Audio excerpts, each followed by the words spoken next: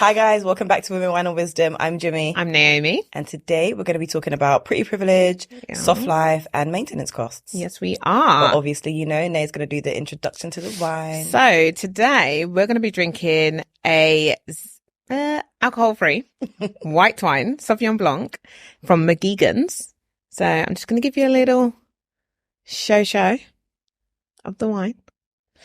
So yeah, I think we should get cracking and crack it open as we do. Yes. I'll get the cups ready. Well, I'll move them forward. Okay. Ooh. It's given me the colour of that Czech wine that we had that time. Yeah, it really is. It's kind of got like a deep nice. yellow tone. And guys, you'll be proud we are doing an alcohol-free one for you guys today. Alcohol-free, exactly. We thought to switch it up. It's not everyday alcohol. Before some of you call us alcoholics. Exactly. Okay, well, I'm going to have a sip. Cheers, my beauty. Let's cheers.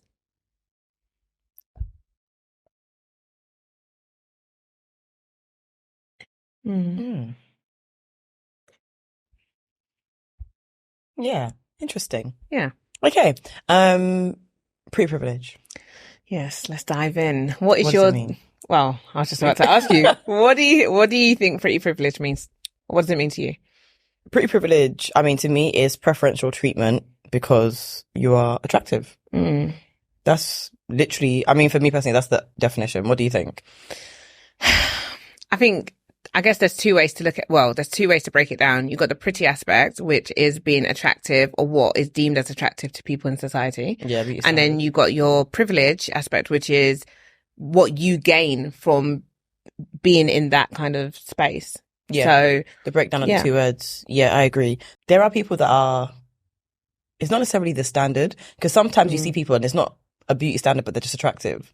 Do you see what I mean? I think, go on. I feel like you can go some people can go anywhere in the world, right? And they'd be attractive everywhere. Yeah. And those beauty standards will be different in everywhere all of those places. Yeah. 100%. So that's the thing with pretty privilege. Yeah. Because there's the pretty aspect and it's like, it is compared to beauty standards, but I'm like, I always counter it a little bit just because I'm like, there are people that can go anywhere.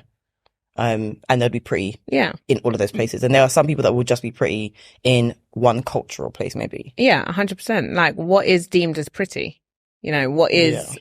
I was going to say us, but then I was like, let me be quiet. Give them some pepper. It's nice. It's fine.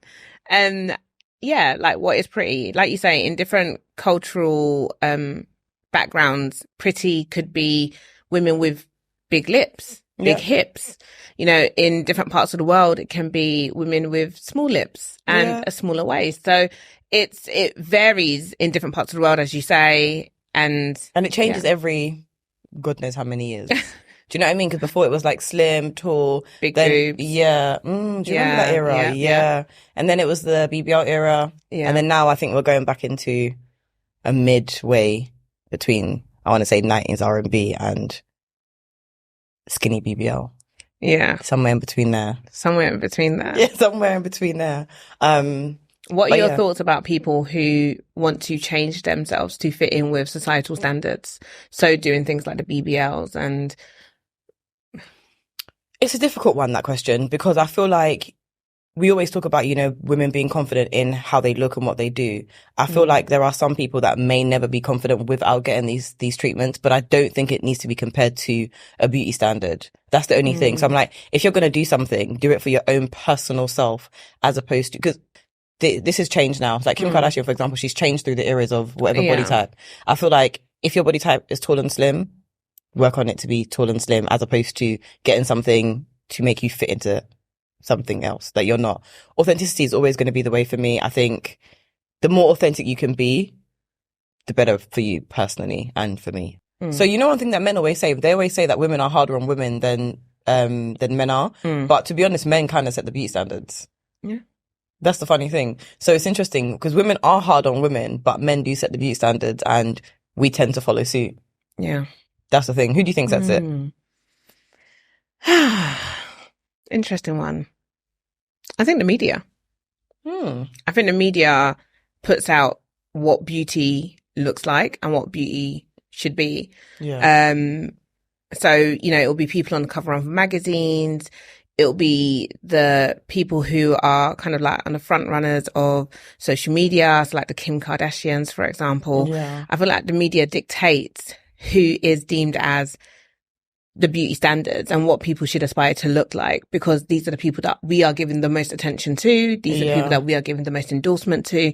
You know, you look at someone like Kim Kardashian, she's not too sure what her height is, but I know she's below 5'5". She's really short. And yet she's breaking ways. She's walked runways. She's broken the mold for so much in the beauty industry that back in the day would be a no-go area for others. Yeah. So she's been able to open doors because of her beauty. Yes. And she's been able to open doors because of her body changes and because of her mum and because of her tape and because of who she is. So like, the thing is, I do agree there is definitely a form of social media that affects the way that we deem things as beautiful. But again, we said this before, when we go to social media to look for, let's say I want to look for an outfit, I'm not going to find somebody with a BBL and then say I'm going to wear the same outfit she's wearing. Yeah. So while they do dictate beauty standards, it's again within us to be like, oh, that's not really my body type. Let me find someone who's more my body type or more my beauty standard.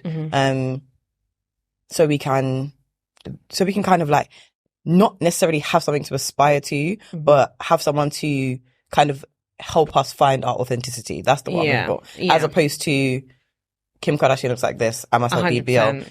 Now that there are no more BBLs, are you going to remove your BBL? Exactly. And then are you going to keep going under the knife as it changes? No. Exactly. And just to piggyback off of that as well, it just goes back to the whole episode that we did on self-discovery and learning to love yourself. Yep. Because although the media, in my opinion, dictates beauty standards, I do feel that it's important for you to know who you are, love yourself, and not be so moved by that. Because although, okay, on a general sense, everyone might say Kim Kardashian is beautiful, or Beyonce is beautiful, or Rihanna, or Kelly Rowland. But note how they all look different. They all look different. Yeah. And, you know, it's learning how to be comfortable in who you are, knowing to own who you are, and ride that out. So, okay. Do you think so? Obviously, pretty privilege is a form of bias, right? I wonder what percentage of the population is like gets pretty privilege. And do you think, because obviously you have to be pretty to get pretty privilege, and I know everyone's going to say, oh yeah, there's no ugly people. Yeah. Okay. Sure. But do you think that money can make people look prettier for 100%. Women? Yeah. 110%. Okay. So would you advise women that are maybe deemed less attractive to maybe use money to kind of, aka the Botox, the fillers, is it worth it? I mean, there's a few questions in there. There is. But, I mean, just to go back to your point about pretty privilege, I do feel like I feel like most people who are pretty, but in a general sense, will naturally get privilege. It's just what we see. It's what we run into. I see it at work. I see it in so many different areas. You just get a different, nicer treatment, like a preferential treatment. Yeah. Just because of the way you look. But do you know what that is? Huh? Do you know what that is? Are you going to tell me? I have a few theories, but do you why do you think that is? I just feel like people are moved by sight, and I feel that first impressions count, and your beauty is the first thing that people will see. Yeah. And so if people find you attractive, they're more likely to say, oh, let me open the door for you. Yeah. Let me, and that's before they've even heard you talk. Yeah. Exactly. Let me help you out. You go into a shop and they're ready to help you. Oh, how can we help you? How can I, there's something for some reason that's really associated with wanting to be around somebody who is beautiful and who is pretty. And I was actually having a conversation with my brother about this, and he was saying that some of his friends, if they're having a party or having an event, there's certain girls they want there. Of course. There's certain girls that they want in the room. So there's also that association with pretty privilege. Well, being pretty, that comes with it. And if you're a pretty girl, well, then you're getting onto tables. You're, getting invited to top. You're getting invited to different events because you're pretty. And so people want to associate and be around that. Yeah. And I think generally, I don't know if it's like a if this is actually a fact, but they do say that pretty people are genuinely more confident, more happy, and it is because of the preferential treatment that they get. But the thing is, apparently, the more good-looking somebody is, the more trustworthy you deem them as. So that's also that's like parts of how it seeps in. Yeah, I've heard that before, and I find that quite interesting. Why do you think that is? When you see someone that's beautiful, you associate it with good things. When you see someone that's maybe not so beautiful, let's not use the word ugly, but you just, I think you naturally associate it with more negative traits. I'm gonna blame biology. That's what I genuinely think it's down to. Psychology and biology.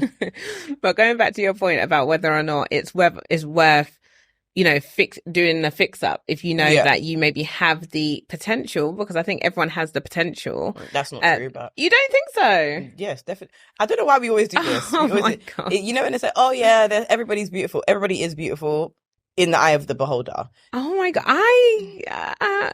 Everyone is beautiful, definitely in the eye of the beholder. Yes. Somebody will think you're attractive, but it does not mean that we have to say that everybody's beautiful, because that's not true. I wouldn't necessarily go around saying everybody's beautiful, but I do feel like people can make adjustments and adapt and bring out the best version of themselves. Absolutely, but that doesn't make you beautiful. It just means you're the better version of yourself. No, I don't know. So funny. If we ask men, they'll tell you, I don't know why we like to do this to ourselves. But the thing is, I have a friend, for example, she, when she was really, really big, no attention whatsoever. Yeah. No guy was interested in her. Yeah. The guy that she really, really liked for many years, like she had a sit-down conversation with him. I was just like, look, this is how I feel about you. I've always liked you, blah, blah, blah. Yeah. He gave her a spiel about why he wasn't interested in her, and not necessarily not interested in her. He just said it wasn't the right time for him, and he was going through stuff and blah, blah, blah. Just gave her an excuse. And then she lost 100 pounds. And it kicked up her confidence level. She already had confidence, but it just took it up a little bit more. Yeah. And obviously she could wear different clothes. She was dressing different and what have you. And then instantly she just can't walk out of her house without getting moved to. Yeah. So she looks better. But that's what I'm saying. So then if people can adapt and be the best version of themselves. Yeah. I mean, just because you get attention doesn't mean you're beautiful. That's the thing. So just because you walk out of your house and you get attention and you're getting moved to, what energy are they coming with? Because you could be beautiful wifey energy, or you could be here for a good time, not for a long time energy. But either way, regardless of whether they choose to just want to smash and dash or marry or whatever, she's still getting attention. And to these guys, she's now attractive and she's worth talking to. What their intention is beyond that, irrelevant. But that means maybe she wasn't attracted to her. Maybe she wasn't ugly before. Maybe she was just big and you couldn't see her beauty. But that's what I'm saying. So then if somebody is now bringing out the best version of themselves, or able to adapt to bring out the best version of themselves, could that change where they're placed on a beauty pole, on a beauty scale? Again, I think it depends. Because I feel like you can improve. Anybody can improve with money. Anybody can improve losing weight. Anybody can improve gaining weight. Does that make sense? So innately, those are still things that you're doing. I think if you are naturally beautiful, it's different. I think there's a different element. It's the same when we see like aesthetics beauty, in terms of, when I say aesthetics, in terms of like filler, maybe Botox. It's a different beauty to when you see somebody that's naturally beautiful. So 100%. Yeah, I feel like you can do things to be the best version of yourself. And don't get me wrong, I'm definitely here for it. And I think you can be better. But that doesn't mean that you're beautiful still. So if somebody... And just because you get moved to doesn't mean you get pretty privilege. But then let's flip it. Because when you look at someone like Rihanna, let's say. Yeah. When she's had moments where she's gained weight and she's looked bigger. Yeah. The media has slated her for not being to the standard that they're used to her being at. Really? I've never You've never seen her, like, them say, like, take her out of her context when they've said, like, oh, Rihanna's gained weight and she's not looking like how she used to do. And the thing is, you know what? I don't follow stuff like this that much, so I don't really see it. But to be honest, I've seen Rihanna actually dress more like, everyone's been saying how well dressed she is throughout her pregnancies. So I'm actually surprised. Her pregnancy, yes. Yeah. But there's been moments throughout her career where she's put on weight, like just like most women do. Like, you go up and down. But they've slated her for it. They've made her feel a type of way from it. And I've seen documentaries or interviews where celebrities do feel like there is a certain pressure to live up to a certain beauty standard as what is set by the media. And so if they don't feel that they're achieving it, but it's like if they don't achieve it, if they don't stay at that standard and they drop, then they've moved down on the beauty list. Yeah, I mean, that's always going to be the case for women, because they're always going to say younger women are going to be more attractive. So that is always going to happen. I disagree. Yeah. I mean, that's what they say. Yeah, generally speaking, but at the same time, there's been a massive movement on people like the Halle Berrys, the Jennifer Lopez, who are in their 50s and just absolutely killing it and just looking amazing. I completely agree. But don't they say, oh yeah, Jennifer Lopez is looking amazing for someone who's 50 something? That's the thing. She looks incredible. And and the thing is, we've both said this before, where we think like, because I'm not going to, damn sure no, I'm not going to say we're expiring at 30. However, generally they say the younger the woman, the more attractive. So even though there's a woman, I can't remember her name is, she looks amazing and she has 5 kids. She's definitely an older woman. She looks better. She looks better than a lot of people. But they still just say, oh yeah, she's so attractive for this person age woman. Is it Eddie Murphy's ex-wife? I think it is. Nicole Murphy. Nicole Murphy. That's absolutely she looks incredible. Yeah.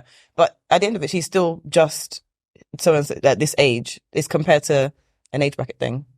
Yeah. By the way, I'm doing up devil's advocate this time. You know? I see. Because I do feel like I hear what you're saying, that people do say they look great for this age. Yeah. But which I do feel me, like but that's a story for another day. But yeah.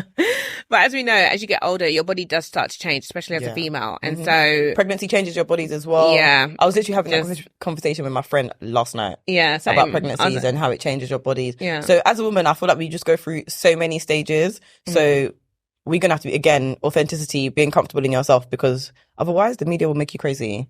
Yeah. It'll make you crazy. Have you got any stories or examples of where you've seen pretty privilege work for somebody? Absolutely. I've seen it work for so many people. Give us some examples. Like, where do you see it? Work. So not even in my current workplace, in my old workplace, you could see that people you would get promoted if they are better looking or they fit the cultural, I want to say, of middle management or senior management. They fit that look culturally. So I've definitely seen it a few times where people are picked for a position. One, because they're prettier, they're deemed more attractive, they're deemed more confident. But when you look good, you feel good, you're doing all these things, you are going to be more confident. And then obviously when people are reinforced, oh my God, you're so beautiful. Oh my God, you're so good looking. It reinforces that, which again increases the confidence. So I've seen a lot of pretty people and handsome men, because we talk about privilege, but men get it too. Men get it too, 100%. Men get it too. They do. And they just be moving up and up and up, and the people that are working on it, just get pushed to the wayside. Why do you think that is? Again, it's just preferential treatment because you're good looking. And the thing is, a lot of people are like, oh yeah, it's unfair, but life's unfair. Do you feel like that only happens in certain industries? No, I don't think I think it happens across the board, to be honest. I think pretty privilege can also backfire. Yeah, massively. For some women, for women especially. But yeah, no, I think it's across the board. I think it's live, personal. I think it's at work. I think it's at all levels. And again, do you think you get a better treatment just being a woman working?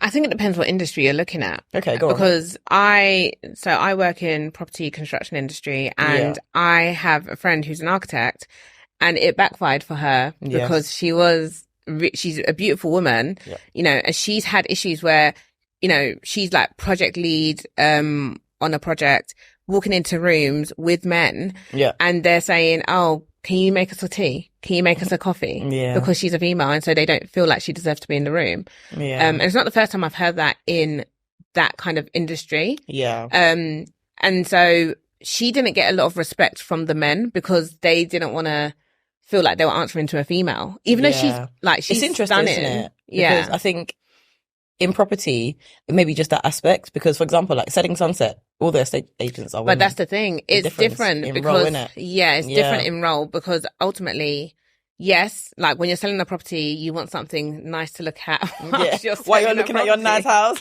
But, you want to picture yourself just laying on the sound lounge in your back garden or something. I don't know. Yeah. But when you're on a construction site and you're with builders, sometimes that can be completely different. Sometimes they do like the fact that they're looking at a woman on site, like you got a woman in heels with showing a bit of leg, and they lose their mind. But then when you're trying to give direction and you're telling them what to do, and you're a pretty woman in that space that's directing them, some of them struggle to like take them seriously. They're too busy looking at her beauty that everything else is just going over their head.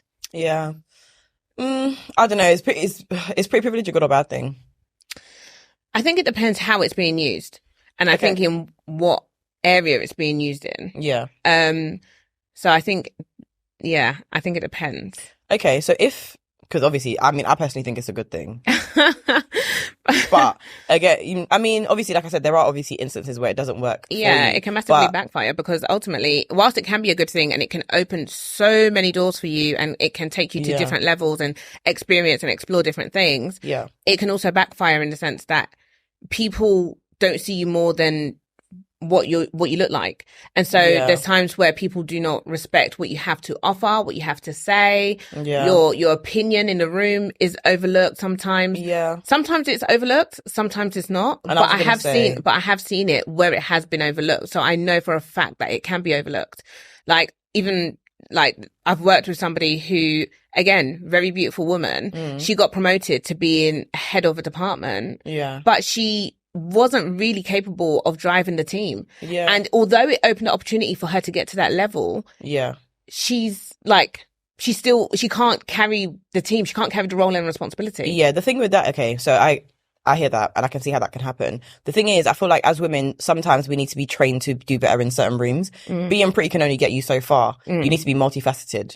Let's be honest. So you need to have the skills to back up whatever it is that you're going to do. 100%. Otherwise, the imposter syndrome is going to kick in and you're literally going to just be swallowed. And that's it. So, you know what? It's good to be pretty. It's good to get those privileges, but it's also good to be intelligent. It's also good to read. Self-development is also important. I feel like being pretty with just nothing, like it's nothing to offer is rubbish. Yeah, it's just being like an empty crisp packet. Like the crisp looks great, you want to open it and there's nothing inside. Yeah, so like, and the thing is, these things always show. So you can start off, everyone's like, oh my gosh, she's so gorgeous, she's so this. When you start to be bad at your job, or when you start to be, you know what I mean, not have anything to offer, no advice to give, people start looking at you left real quick. Let me tell you, your beauty starts to diminish massively. Let me tell you, people, just because you might be beautiful on the outside, if you've got an ugly personality, you're very quick to turn ugly. Let me just tell you. Very fast. Very, very fast. I think that's something that a lot of people overlook. I think sometimes the pretty privilege gives them a bit of an arrogance. And so they don't know how to be humble. Their heads are so high up in the clouds that they don't know how to be humble and how to then act in the face of being around people. Do you know what? An experience that I actually had, which is really interesting. One of my colleagues' daughters, she's absolutely gorgeous, stunning, beautiful child. She came into the office one day and I was like, oh my God, you are so beautiful. And she was like, oh, thank you. Like, she knows she's beautiful because I'm sure she's been told many times. And my manager actually was like to her, not only are you beautiful, but you're super intelligent, you're very smart. And you know what? It made me realize, I'm like, that is so important to do because it actually reinforces that there are other abilities that you need to have rather than just being pretty from a young age. 110%. And from then on, every time I tell a child that they're beautiful, I'm like, you're so intelligent, you're so smart, because actually those are the things that matter. Because when you are beautiful with nothing to offer, it's nonsense. It's worthless. Yeah, it literally, it doesn't carry any worth. But one thing I'm going to say now, so you know how we say, like, ugly. So it also works the same. If someone is not so attractive or not so good looking, right? When their personalities are beautiful, they start to be very pretty in your eyes, even though they're still not pretty. 100%. So this is why I'm saying that even though when you know someone's not pretty, you know they're not pretty. Do you see what I mean? But you can get better, but that doesn't necessarily mean that you're going to be universally pretty. May not be universally pretty, but you will definitely be seen, maybe more acknowledged in the room. People will look at you and think, oh, do you know what? There's something about that girl. There's something about, she radiates like a good energy, a positive aura. And so some people, maybe when upon looking at you, they're just like, oh, okay. But then being in that room, if they're locked in a room with you, if it's like a networking event and they're having to get to know you, get to like build a bit more of a rapport with you, and then they see that you have so much more to offer than the girl across the room who's pretty, but when they had a conversation with her, it just went over their head, they're likely to open up that door for you. Go on. Wait, Go on. hold on. Are you talking about the person that's pretty or not the one that's... So the person that's pretty, that has nothing to offer, versus the person who may not be the most attractive upon looking at her, but has so much more to offer. Yeah, it depends on what the man's looking for. No, but that's what I'm saying. Like, ultimately, if an opportunity... open the door for the pretty person. But what would that look like? And what could, like, if I've got a business, for example, and I needed somebody, or maybe not me, let me not use me as an example because I'm female and I want to, if it was a guy, he's got a business, and he needed, I don't know, just he needed somebody who was going to maybe be on site, like, driving business, you know, cold calling and doing all those things. And he's talking to two girls. One girl is not selling herself at all, and she relies on the fact that she's beautiful as to why she should be in this room and why she deserves to be here, versus somebody who is driven, motivated. He can see that being in that role, she would make more money for him.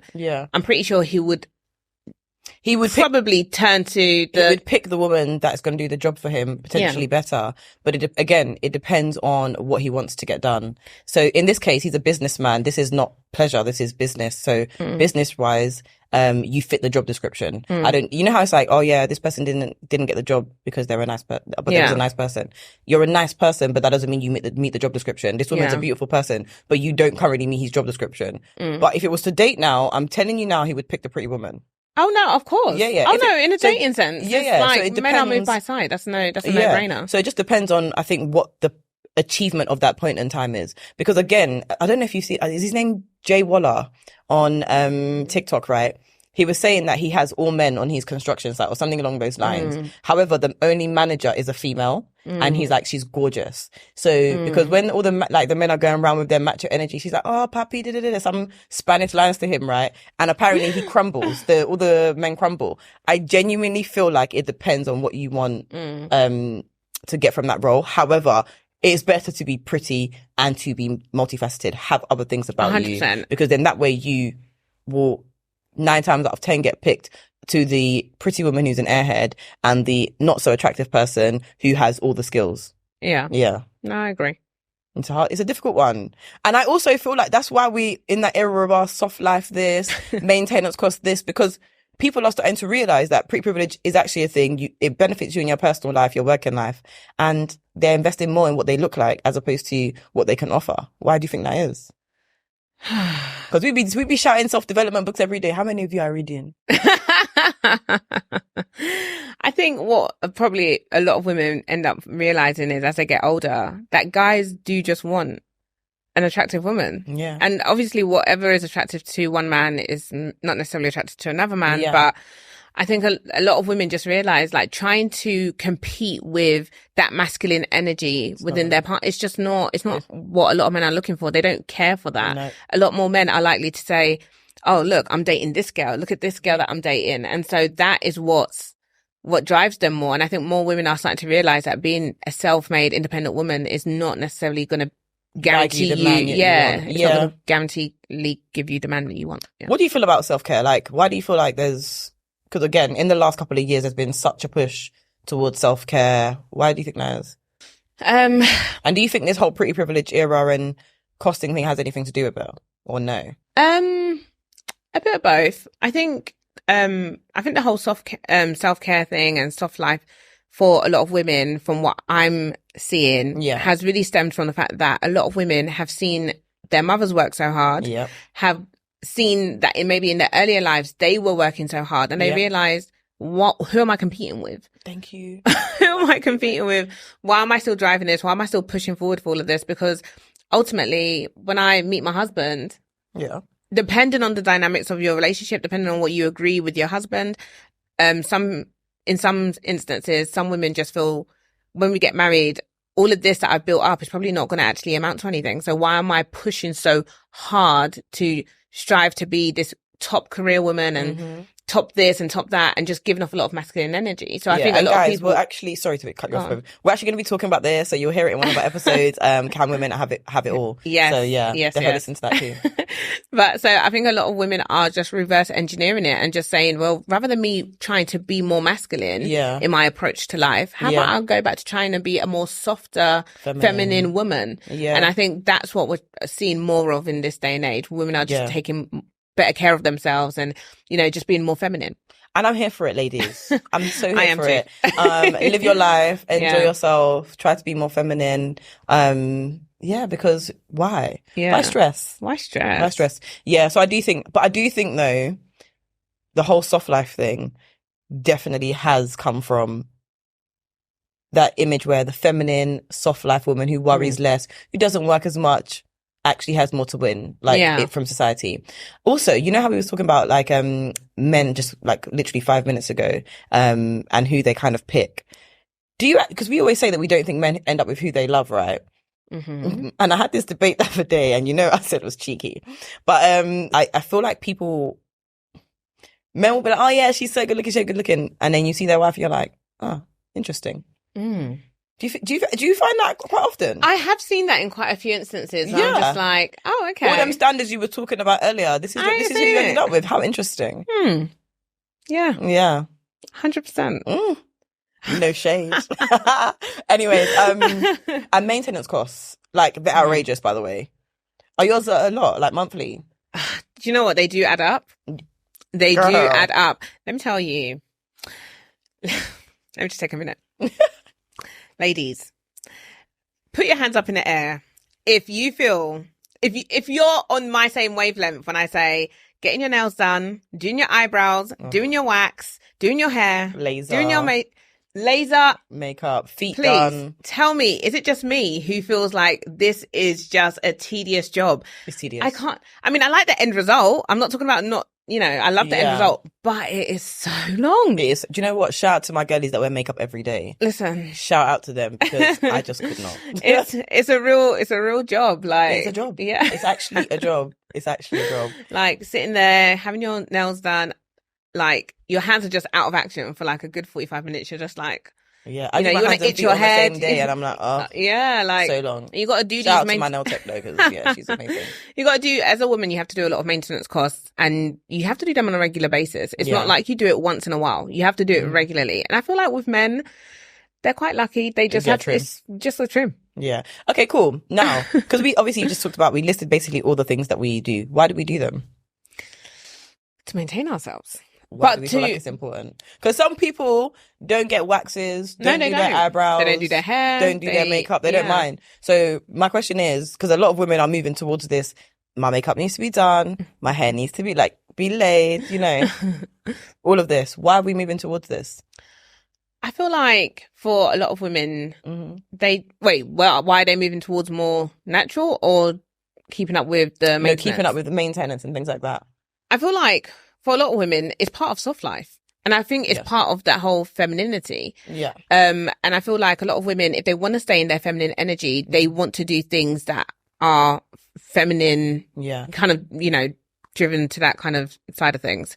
So I feel like you see more women just wanting to make sure their nails are done, because men are quick to compliment you on your nails. Like, I have male friends who will pay they pay for their girls to get their nails done because they love that. That's a maintenance cost that they just love. So they're happy to part with. But also men love feet.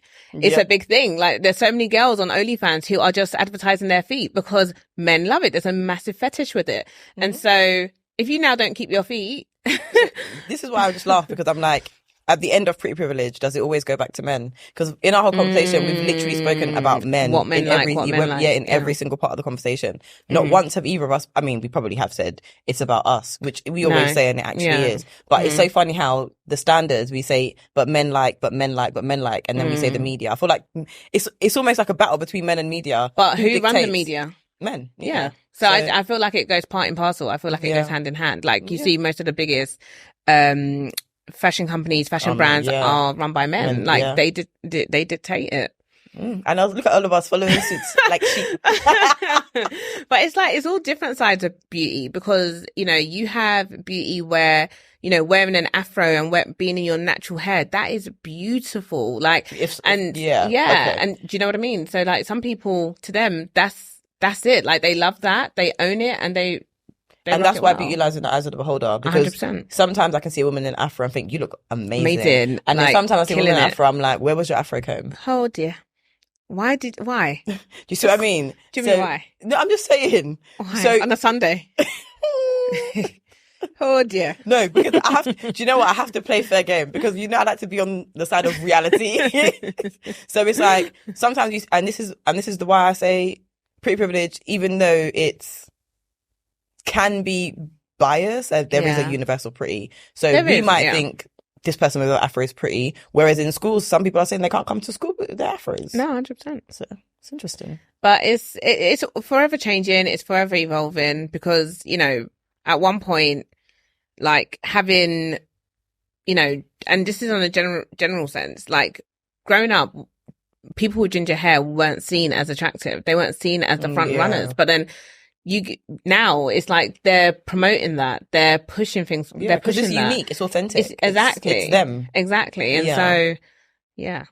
I think the moral of the story basically, is to be authentic. Be authentic. Own who you are, because eventually the society, the media, men will love what it is that you have to offer. Yeah, because there's somebody for everybody. There's somebody for everyone. Yeah. Just don't allow yourself to be consumed by what you see out there and feel like you have to change to fit the mold of society. Yeah. Just be you, because there will be somebody who's out there for you and who loves you as you are. We love you. We do. Yeah, I think that's pretty much it, to be honest. That is. Okay. So Cheers, thanks for tuning in, and don't forget to like, subscribe and comment. Cheers.